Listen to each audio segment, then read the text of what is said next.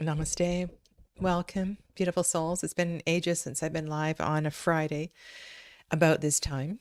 And today I have a very special presentation for you. I am going to talk about being an intuitive reader, intuitive decks, and I'm also going to reply to the tarot tag, Let's Be Friends. And I have lots of decks on the table, cards to share with you.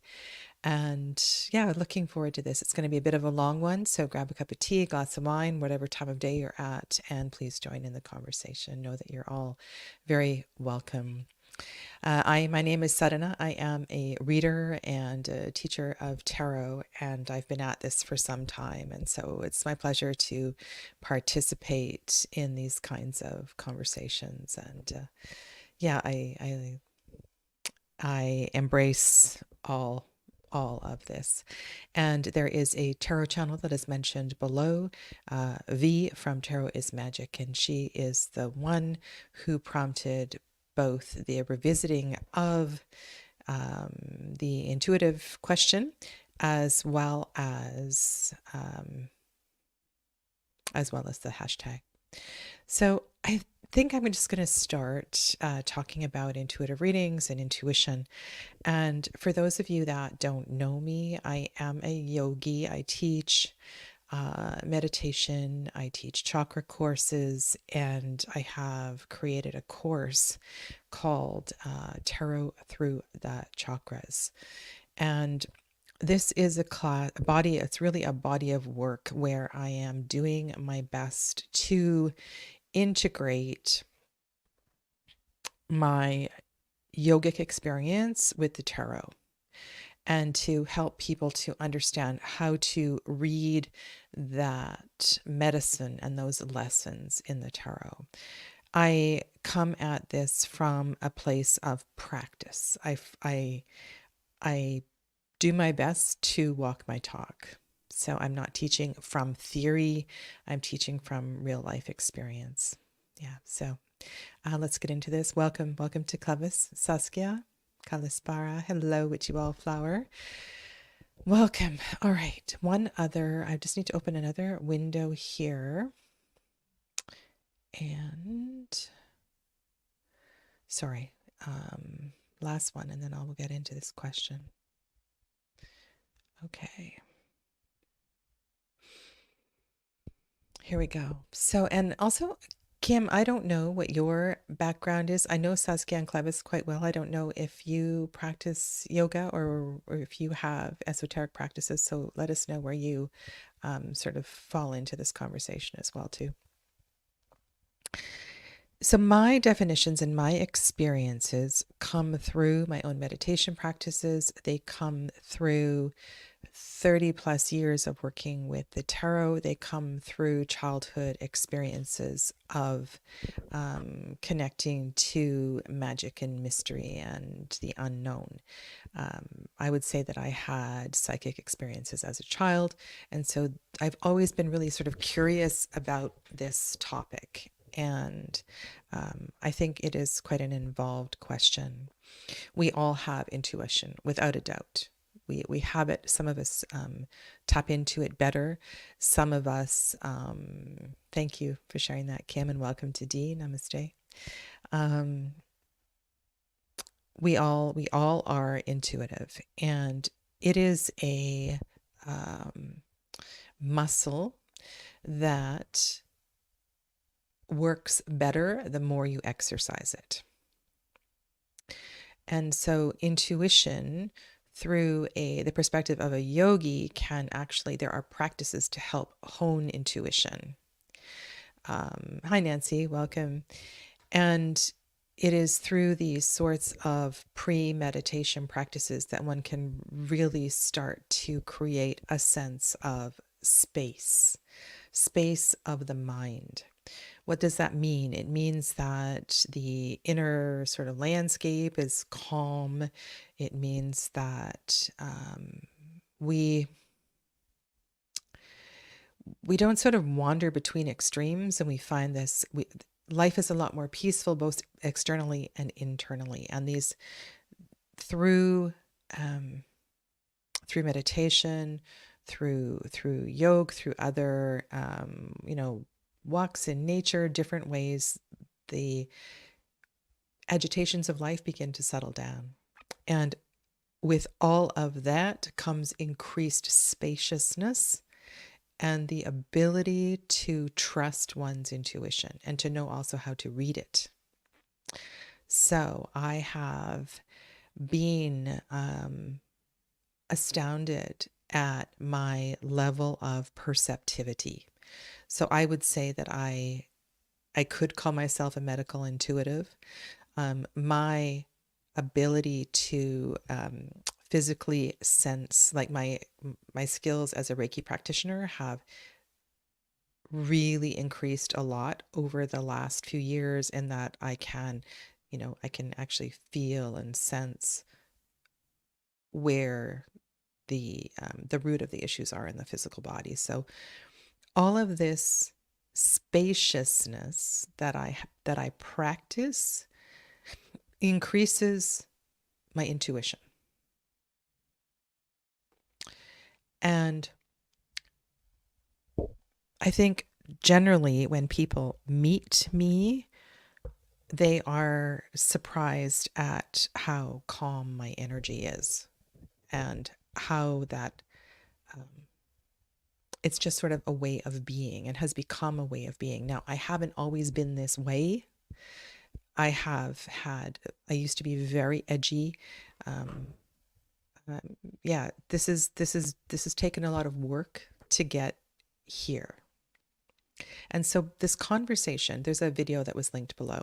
This conversation here today is based on, I did a video a couple years ago talking about what is an intuitive deck, what is a narrative deck, and then there's also this question, what is an intuitive reader?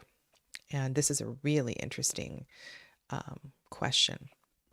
So all of these questions are sort of intermingled, and I'm going to try to answer them and respond to them. Hello, Heather. Welcome. So what is intuition? Intuition is this sense of knowing. It's a sense of knowing. It's a sense also, it's an ability to, when I sit down to do a reading, when I sit down to do any sort of a practice, I am a vessel. I am a medium through which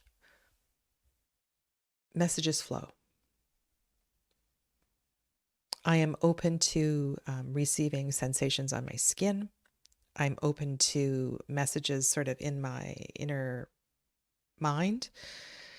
Sometimes I hear, like I'll hear a song, or I'll hear some words, or I'll hear a phrase. It's like I'm open. I'm open, and I create this space. So, and Nancy, this is a really interesting question, because I would say that I used to be an A-type personality, and I get that. So when one is more driven and has more fire, and more of a more martial sort of way of being, do you still have intuition? Of course you have intuition.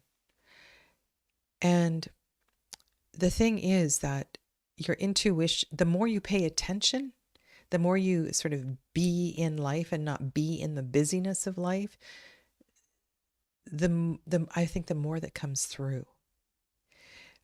But certainly, regardless of your personality type, I think we all have potential to receive information in an abundance of ways. And there are courses, there are practices to help you develop your clairs and all of your clairs to do this through sort of like a psychic development practices. And I've taken those sorts of classes, and I've taken them through, sort of more of a Western psychology, psychic training. I've taken them through, what is that school in the UK called, where all the mediums go? Stanwick. So I've done a few workshops with a bunch of Stanwick mediums, and met and done mediumship training here in British Columbia. And it's really interesting how a lot of the training crosses over, and then others is quite contradictory about psychic development and mediumship development and um, being open to lessons in life. Now, I have something really interesting to throw out there, and doesn't really address the A-type personality. Um, but there is something to this. This has to do with, you know how sometimes people have a car accident and then they wake up, or there is a death of a child, or all of a sudden their husband drops dead, their house burns down, or they fall down a cliff. It's like these sort of circumstances seem to awaken something in us, these tower moments. And I am so surprised at the number of mediums and psychics who have had repeated extraordinary experiences like this. And I remember John, do you know John, is it John Edwards? I can see his face. Not the barber psychic, the American John. He was in a car accident. I think it was in the California area. And it was after that car accident that everything sort of became clear. And I think that is a really important descriptor, is clear. All of a sudden, we start seeing things more clearly. And that also means we begin to see things not literally, but symbolically. So when you look at a tree, you don't necessarily see a trunk and leaves, branches and leaves, but you see the energy of the tree.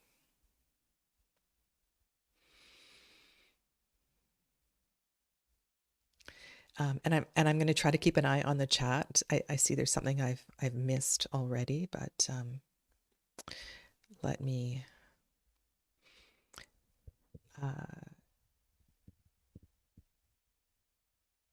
Oh my goodness. Okay. So, what is intuition? It is the ability to sense and to receive information that is not apparent, clearly presented in a three-dimensional sort of way. It's a sense of inner knowing. And how you receive that inner knowing comes in a lot of different ways.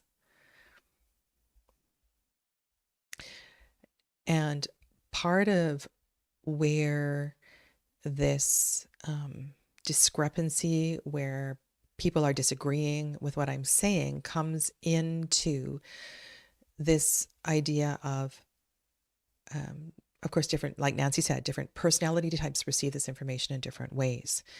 And everybody is intuitive. We all receive in different ways. And I guess I'm speaking to you through my experience.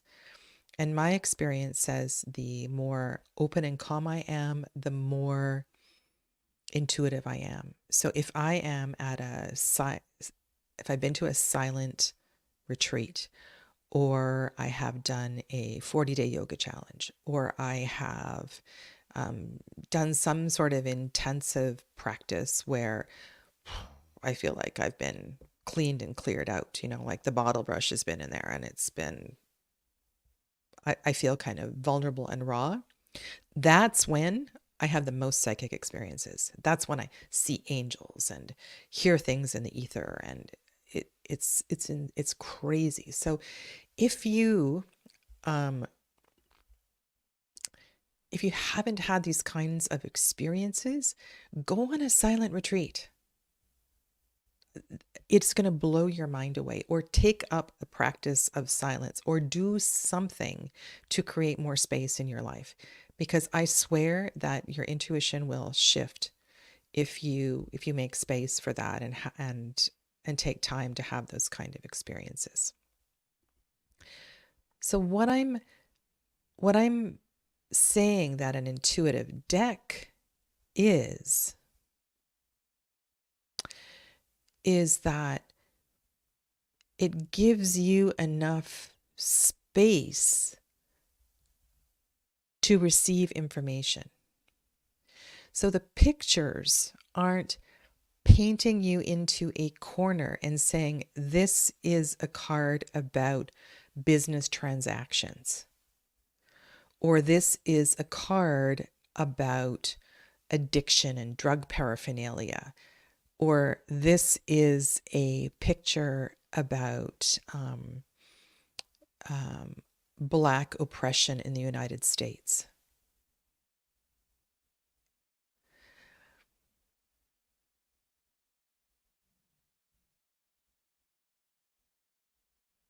I'm laughing at Nancy's comment here.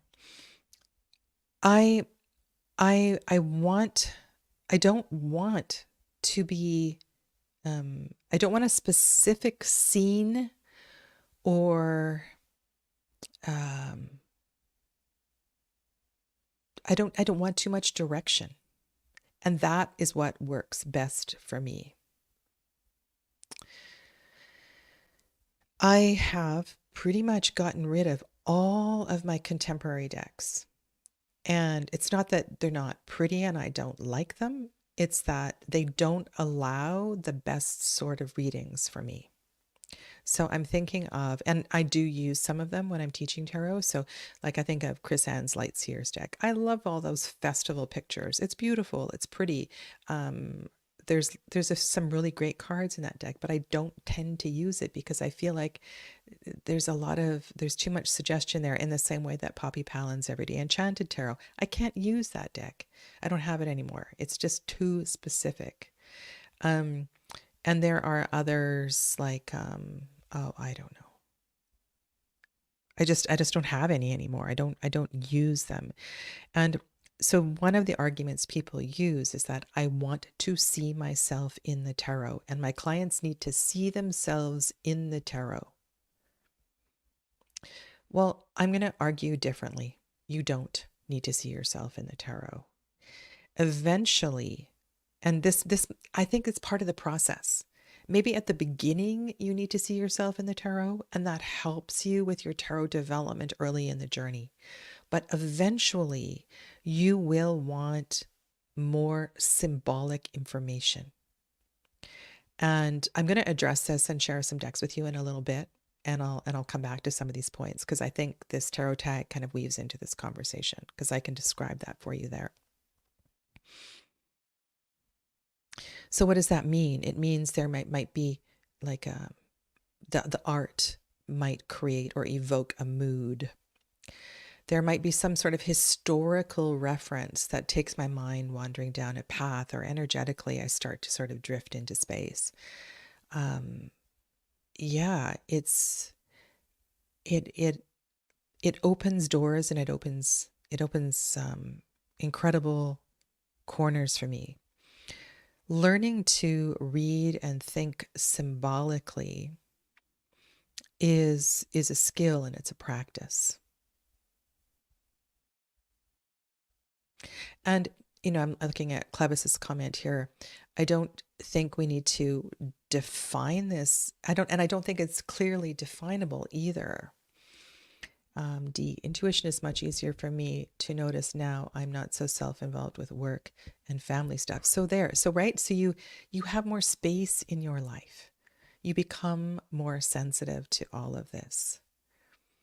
And I think culturally, yes, a lot of this gets suppressed. So I was saying that when I was a child, I would have these incredible psychic experiences. Nobody to talk to. Nobody in my family was ever mentioned anything like this. So these were childhood experiences that I recall later in life. And I would just sort of sit there tripping out in psychedelic colors and stained glass and kaleidoscopes that I would just sort of see. And I remember just You know, sometimes children, you'll see them and they're just kind of in a daze like that. Well, sometimes, people would catch me in those sort of moments and I would never comment on it. It was very personal. And often it was when I was in my waking up from sleep or going to sleep that I would have these experiences. But I remember lots of them in the daytime as well too.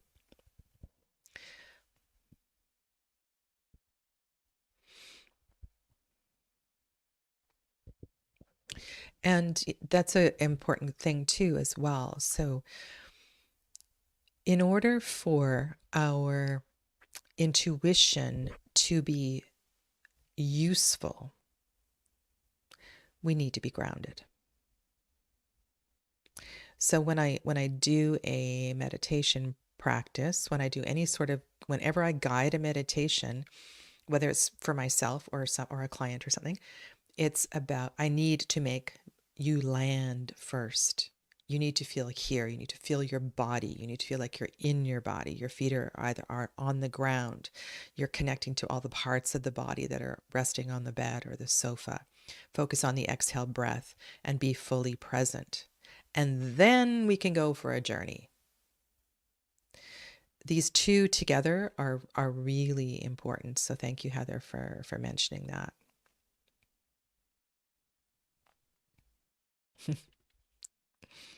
That's great, Dee. D. I spent my child telling fantastical stories to myself and friends if they'd listen. Oh, it's beautiful. I bet you even remember some of them.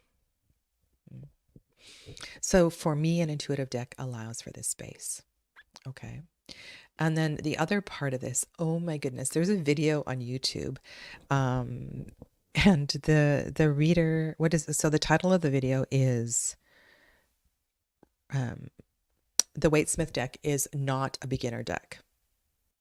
That's the title of the deck. It is not a beginner deck. And this reader talks about how the Waite-Smith deck is one of those decks that is just too specific. The 10 of Swords is a picture of some dead guy with 10 swords on the ground. Well, 10 of Swords is so much more than that. The let's say we are looking at the I don't know, just pick any card, and a lot of the, so the nine, let's say the 9 of Wands. The 9 of Wands is there's a warrior, there's a hero, there's somebody who is at the end of the journey, and it's an acknowledgement of battle scars and doing good work. But here we are pausing, and the 9 of Wands might not look like that, right? The 9 is fulfillment of our life's journey. Wands is life force energy. It's our path, it's our work, it's our mission. And so that particular portrait of the 9 of Wands is kind of specific. And so when I say that Tarot of Enchantment is not a beginner deck, and he says, well, the Waite-Smith Tarot is not a beginner deck, it's that it doesn't allow for the development of the concepts and the symbols, to understand the concepts and the symbols of the tarot before, I don't know. And again, I'm going to address all of this in these tarot tags. And what is an intuitive reader? I think this is I think my definition of this has really changed over the years. And there are some amazing tarot readers out there who, I think they are like professional storytellers. So you look at a display of cards and they just sort of a story just walks off of the cards. And it could be, it doesn't matter what kind of deck it is, they're just really good at telling a story. And it's like This is again, I think that's another skill that needs to be exercised. And I do that from time to time because I want to take a step away. Sometimes I will say to a client, let me tell you a story. And I'll read the cards in a different way, more um, in that mood and in that tone than interpreting the cards, which is it's a different approach. So, hello, Jen. Namaste. Lovely, lovely to have you here. So, what is an intuitive reader? I believe an intuitive reader is what am I as an intuitive reader now? Let me just answer that. I have become a better intuitive reader the more I have studied tarot. So I have this vast sea of decks that I have studied, systems that I've studied, mythologies, numbers, psychology, Eastern and Western mysticism. There's just so much out there to study. And all of that information is kind of, it sort of comes in and it goes out. The things that are really important, they stay. The other things sort of disappear. And an intuitive reader is able to know what needs to come through in the moment. So you look at a card. Here's just any random card. This is the Nine of Wands from the Way Home Tarot. And we have, some of you might have experience with this. Maybe this was at a funeral. Maybe it was at a celebration in India. Maybe it was during a full moon ceremony, this kind of ritual where you light the paper lantern and let it float up into the sky. I mean, we all might have different experiences with this. This looks a lot different than the guy with the bandage on his head. But there's something about the release and the ceremony of letting go of paper lanterns. And that adds a layer to my previous knowledge. The first time I saw this card, I thought it was a cup card, actually. Oh, no, it wasn't this one. There's another one in this deck. I don't remember. But there are impressions that the art leaves.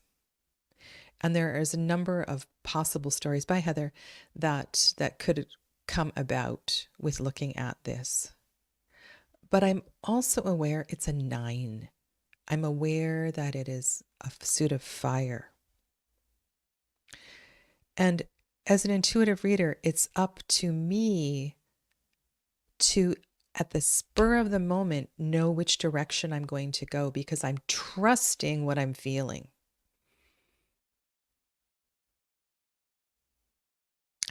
And we all have different levels of experience and different levels of experience with the tarot and different levels of experience with life.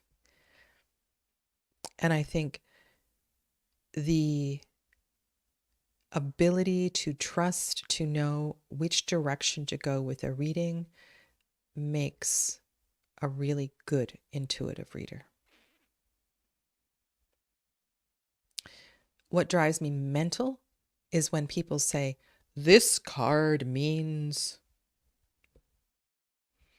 Those kind of statements drive me nuts because this card could mean 50 different things.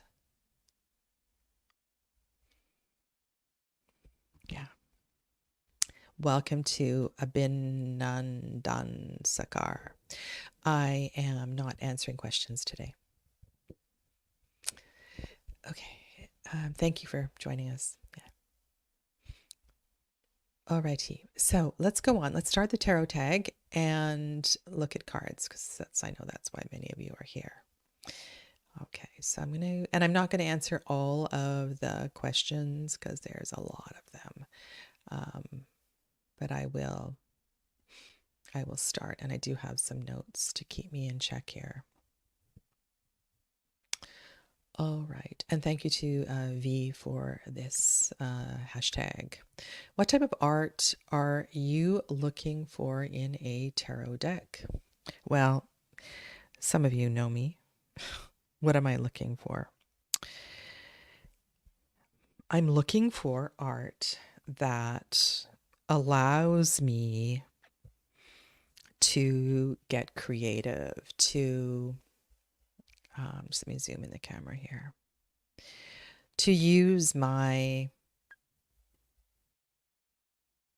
I suppose I'm looking for art that stimulates emotion, that stimulates my intuition.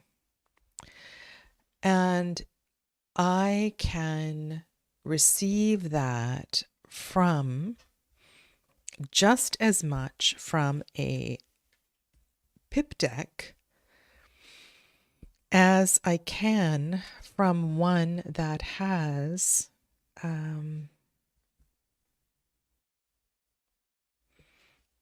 going to leave that out for a different reason. What type of art am I looking for? I'm looking for art that inspires. I'm looking for art that makes me feel. That I'm looking for art that so this is the Tarot de Ozarks by Laurie LePage. It's available on Printer Studio. This is the Pagan Otherworlds Tarot, also a pip deck. And when I look at this art, I'm going to zoom in here because this is something that I just absolutely love. Like when I look at that queen, it's like I can feel the fabric. I can feel the flow of the fabric, and there's some like the movement of the body. There's such a tenderness in this card, the connection with the bear and the woman who's wearing white, and this contrast of the white and the black. And it's not telling me what to feel or to say. It just sort of evokes, it's so hard to describe, like, and then look at something completely different. This is a deck I'm doing a deep dive with right now. And the art of the Tildwick Tarot is very hard to perceive depending on the light that you have on the table. And this is the Queen of Swords. And the thing about this card is the harps for me, and the swan, or what are they? The cranes. This takes me to the energy of Saraswati, and I'm thinking of the frequency, the high frequency of music and sound, and it awakens something. So the kind of art I am looking for awakens something within me and allows all of my experience to flow. And yeah, it's really hard for me to put into words, but it can come from many, many different types of art.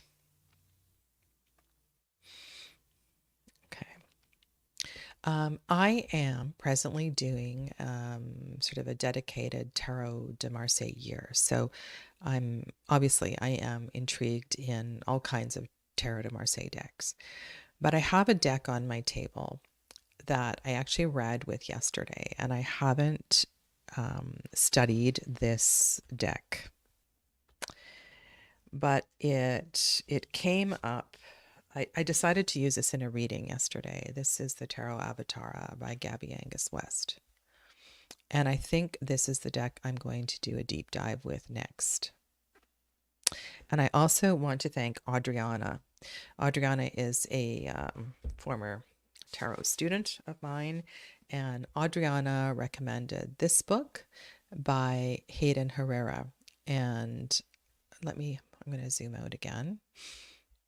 And what I'm going to do is I think I'm going to read this biography and study the deck simultaneously as I read this biography. So I and have been. I just haven't had time to study Frida Kahlo's journey, and so I want to share a little bit about this deck.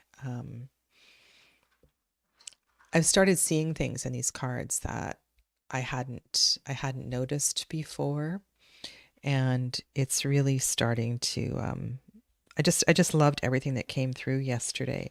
Like in the Hermit, you have the Matryoshka, and instead of having a lantern, there's a star within the heart of Frida Kahlo inside the Matryoshka. I'm just noticing that one of the Matryoshka is on its side here. So I'm interested in her life, and I have been, and I want to study this deck, and I want to read that biography. So I am very intrigued by this. And I was so this is a card that I was looking at yesterday. This is the Hanged one. And I have not read the little white book. But what I'm seeing here, so Hanged one for me is it's a Pisces card. It's a water card. And there's so much cool stuff going on here. I see ovaries here, ovaries and fallopian tubes. There is an umbilical cord here. This is so fascinating because, as you know, Frida Kahlo couldn't have children. So I'm really intrigued. I want to do a deep dive into this deck. Okay. All right. Question number 5. And I rephrased this question. And that is, would you not purchase a deck because one card was really offensive? You know, one card was just like, whoa, I can't deal with that. And I think about some people's reaction to, for example, the King of Discs in the Marielle Tarot, or the Hierophant in the first edition, or maybe the Devil in the Slow Tarot, right? Would you not purchase a deck because you love the deck and there was one card that was really offensive? No. Of course I would purchase it if I wanted the deck. And I'm going to tell you why. And that is because I believe that one card that really oh, thank you for that, Clevis. She conceived, but she couldn't carry.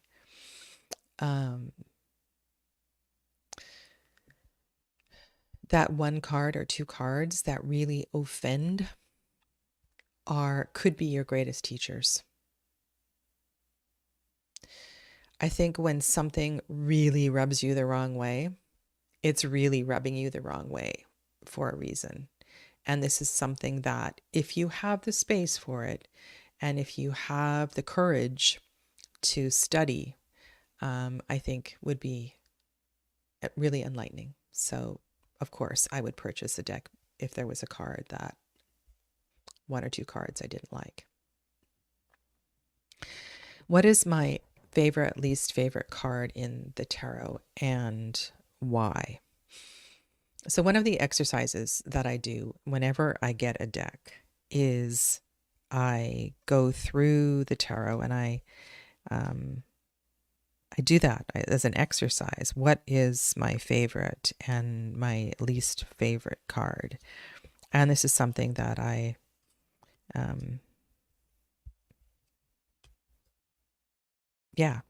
think it's a great way to connect with a deck. Obviously, the favorite card is it connects with something, and it's easy for you to read. But what is my favorite card in the tarot? As a reader, one of my favorite cards to come up in the tarot, I don't know, I didn't really take out a lot of decks today, so I'm going to find the Tower card in this Frida Kahlo deck. Is the Tower. The Tower is one of my favorite cards. And that is because it gives the querent permission, whether they want it or not, to change the status quo. You all know what a Tower card looks like. They come in lots of creative forms. Let's see. Favorite Tower cards include Full Arcos Tarot, Lily White Tarot. There's some really great Tower cards out there. I think the Tower card invites, it's raw, and the Tower, it's a raw energy, and I don't know. I think it's so good for us when the Tower comes up. So it's one of my favorite cards in the tarot. What is my least favorite card in the tarot? Well, my least favorite card is when there is a deck that just sort of has a cop-out card. It's like they have this beautiful deck and everything is this amazing art. It's kind of all original variations on using their own inspiration. And then there is a card that feels like, really? You couldn't think of your own idea for this one? And often that comes up in the Three of Swords, but I'm wondering if there is. I'm just sort of going through this deck right now. I should share this deck with you. I'm sure you all know it, but this is the Wee Moon Tarot.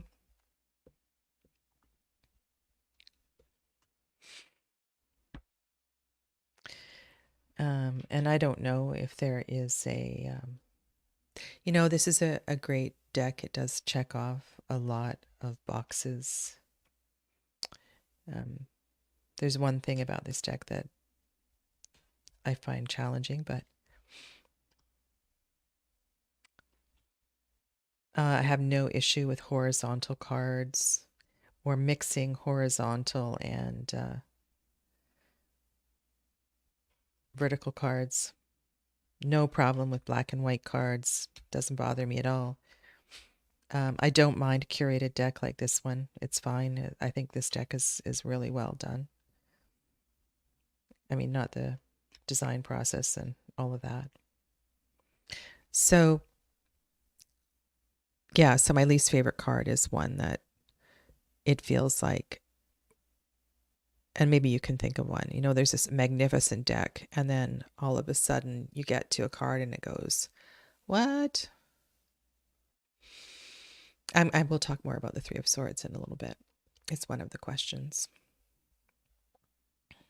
Okay. So really, I don't have personally, I don't have a favorite card or at least favorite card.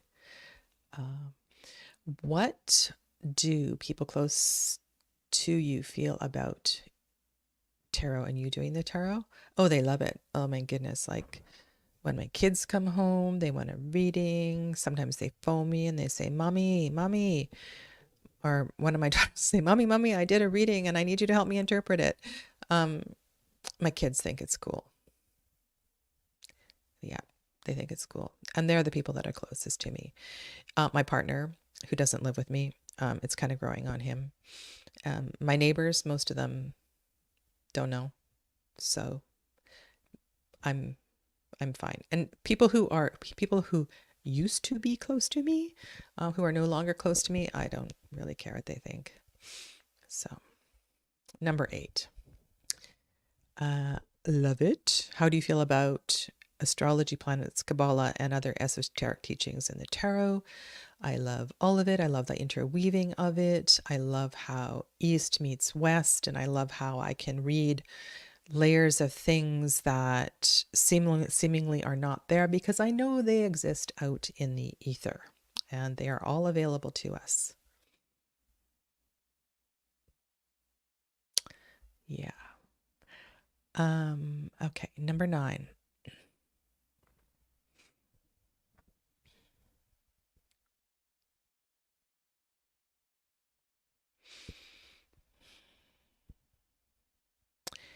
I'm pretty flexible in this regard. I have some Thoth inspired decks that I love, like Vision Quest Tarot, the Thoth Tarot Journey, amazing deck, beautiful artwork. Don't love every card. Marseille, I'm just really enjoying this journey. I think I'm so glad that I'm taking the time to do this. And the deck that I have on the table is a RWS inspired deck, but it really sort of, does its own thing. And then I have this other deck on the table that I wanted to share with you today. And I don't know how I can weave this in. This is an RWS inspired deck. This is the Solara Occulta Tarot. I love the colors, the gold, the black, the white. I really am one for a limited color palette. And I find that when queerance, could I ask a question about Page of Cups? Yes, of course, you can. Just put it in the chat and I'll get to it. And D, remind me if I miss it or something. And Jen, I will talk about the Three of Swords in a little bit. It's one of the questions in the prompts. The thing I like about, so what was I saying? I said I like limited colored palette decks because it gets away from what the skin color is, which is a big issue for in this day and age. And so if skin is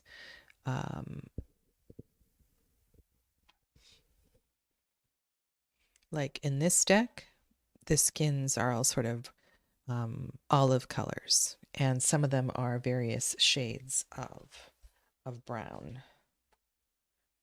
And so, I'm not sure if I'm looking at somebody who is from Portugal or somebody who is from another continent. And so there's something about limited color palettes that really open things up.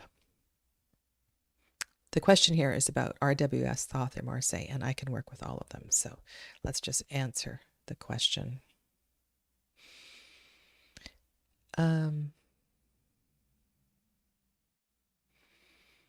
All right, let's go to this question and then I'll go on. Is Page of Cups a friend or having romantic feelings for someone?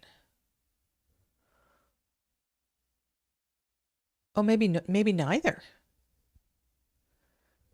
Maybe neither. I mean, obviously you've done a reading and you've got this card. Page of Cups is you. Page of Cups is little you that is yearning for some emotional connection. Page of Cups is the little you who wasn't heard, whose feelings were perhaps disqualified. Page of Cups. I mean, I want to try to say your name.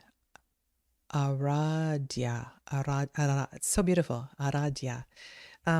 Page of Cups has... Remember that the court cards are a reflection of you.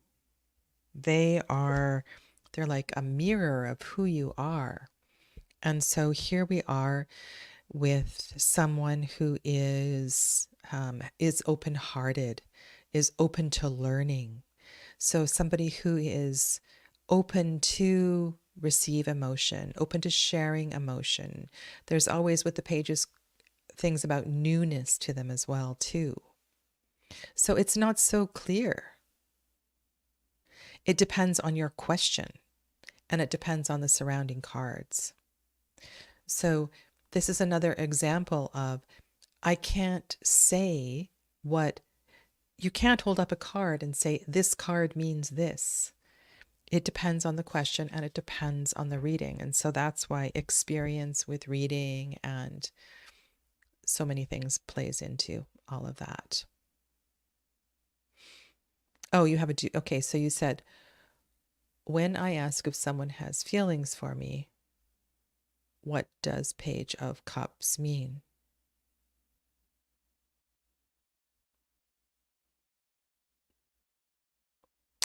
It means they are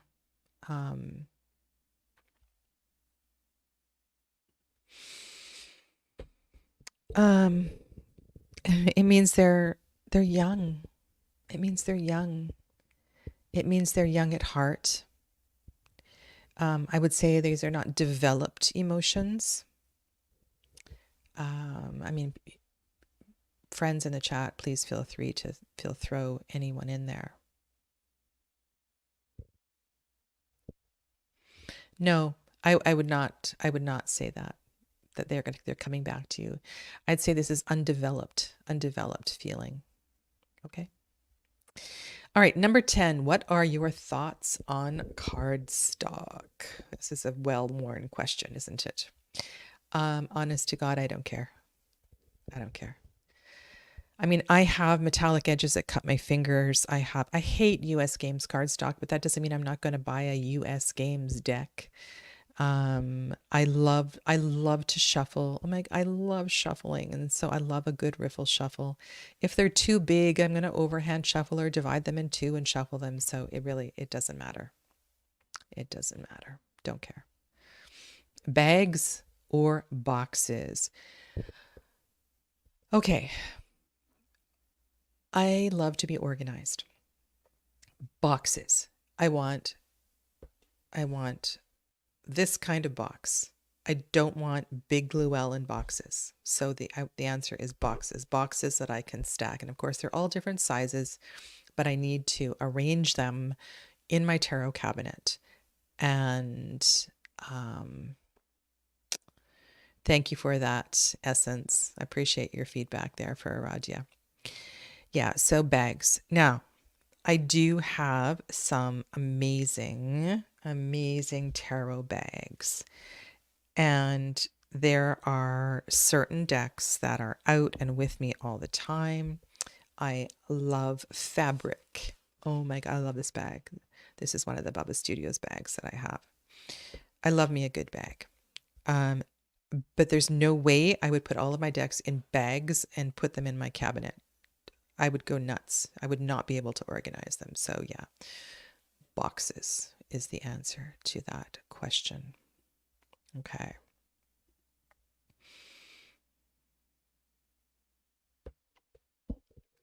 I was sitting across the table from a tarot reader, and she was a lawyer. She was a lawyer, and she did this on the side, and she looked at me and she said, "Why aren't you doing this?"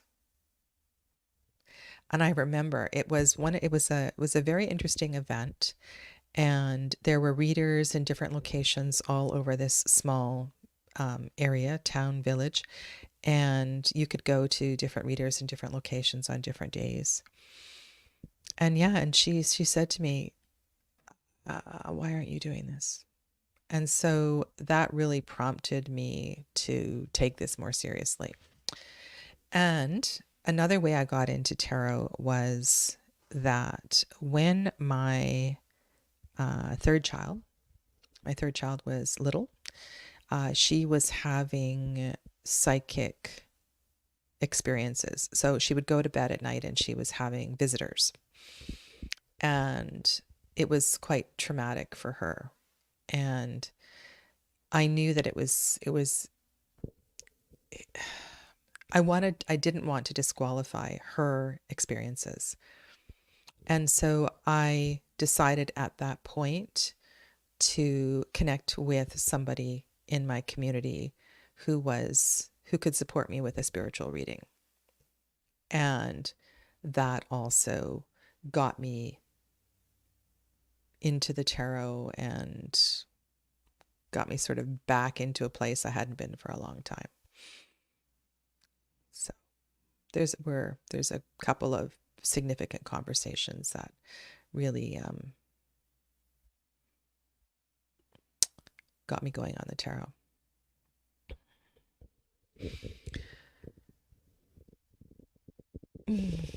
Zero. Let's say zero.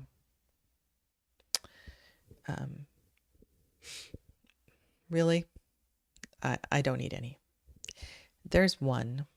There's a couple. How about this one? Fine dalla Torre. Fine dalla Torre. By Musée del Tarocchi. Morena Poltarinieri. That one's on my wish list. I just looked at it a second ago. I still would like it. There's so many things I have a very, very short wish list.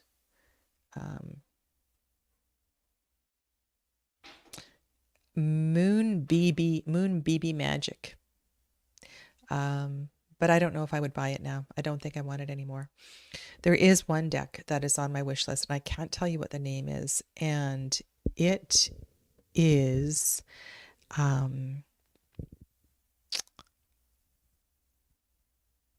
Marseille deck. It's made by somebody in the US. It's a contemporary iteration of the Tarot de Marseille.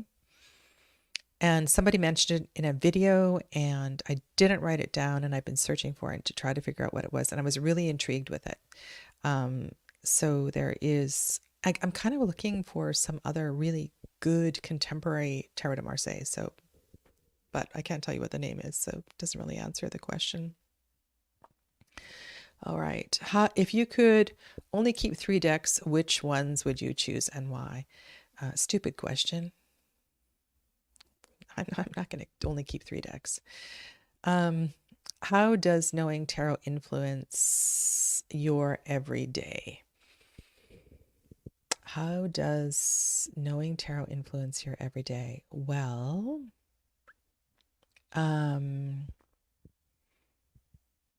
think it makes me really curious about symbols and the way things show up in the world, because I know that symbols are real. So that might appear on, I don't live anywhere where there's billboards, but you're driving down the street and there's something on a billboard and it like means something.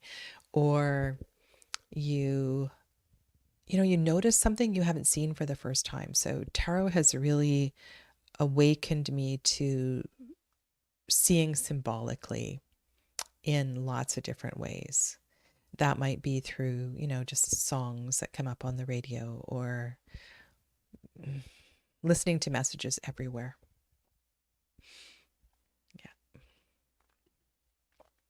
And I don't mean to put the creator of this tag down when I say that's a stupid question. I mean, it's like, yeah, I would never limit myself to only 3 decks. And if I had to get rid of them all, I would be okay with that as well, too. If you could turn back time. I don't think so. I don't think so. So when I started, I bought a kit. I bought a kit called the Complete Tarot, and it had a mini Thoth deck and a mini plaid back Wade Smith deck in it. And I still have it. I still have the kit.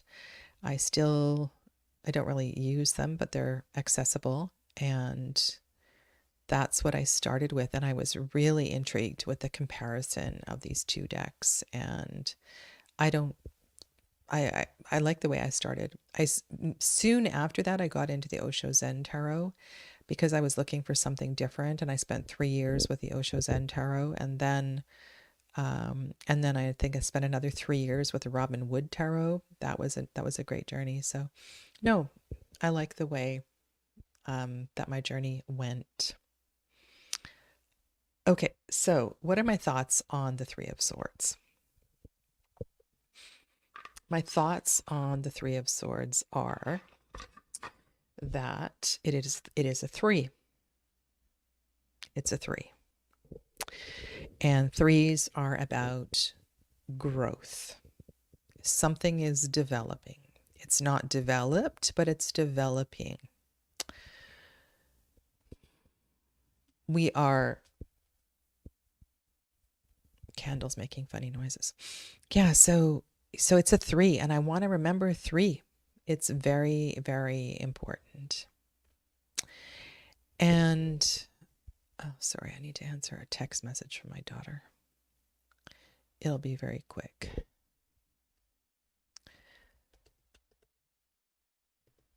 Okay. I also want to remember that it is an air card. It could be about growth and development of voice. It could be about expanding thoughts. It could be about a process, a growth of the mind.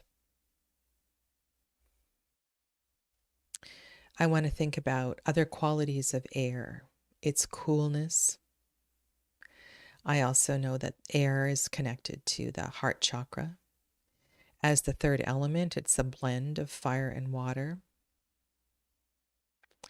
And so when I mean, I can put so many things together to talk about a Three of Swords. But I think this question is about, what do I think about the heart with the three swords stabbing through it? Can I make sense of that? Can I make sense of that? And why is a heart appearing in the sword suit? Well, I just said, the suit of air, Golden Dawn speaking wise, is the third suit. It is the third world. It is the energy that's connected to the knights. The knight is the son of the queen and the king. It is the best and the worst of the energy.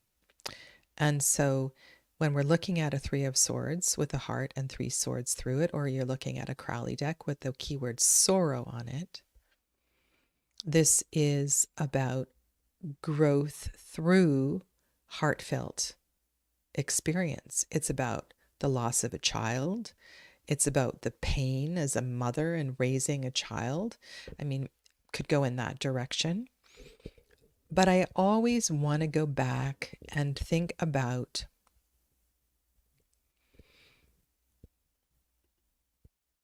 I have that one. I do. I have that one. I can share it on one of the Saturdays. I want to go back and ask myself, or ask the querent, what am I growing through? It's a card. So let's think about the grieving process.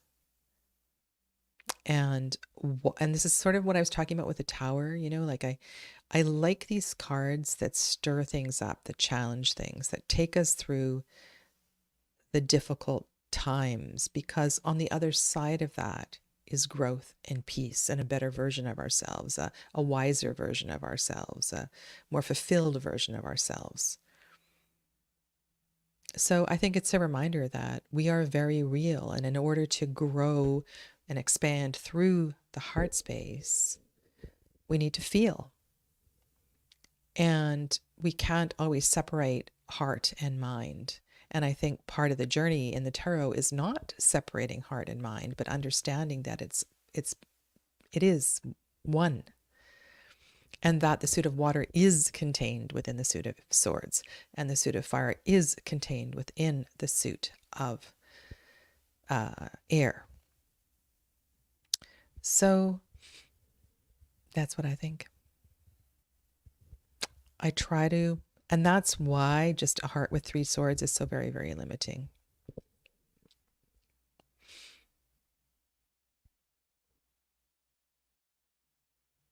It feels beautiful, Dee. It's beautiful. I will share it. Okay. There's a couple more, and then I will leave you for today. Do you really care?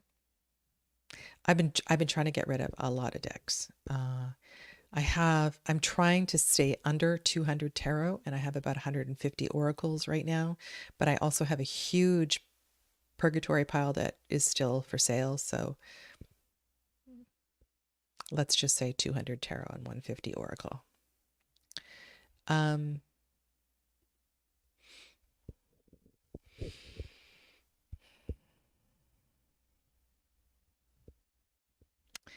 you know what? I love teaching tarot.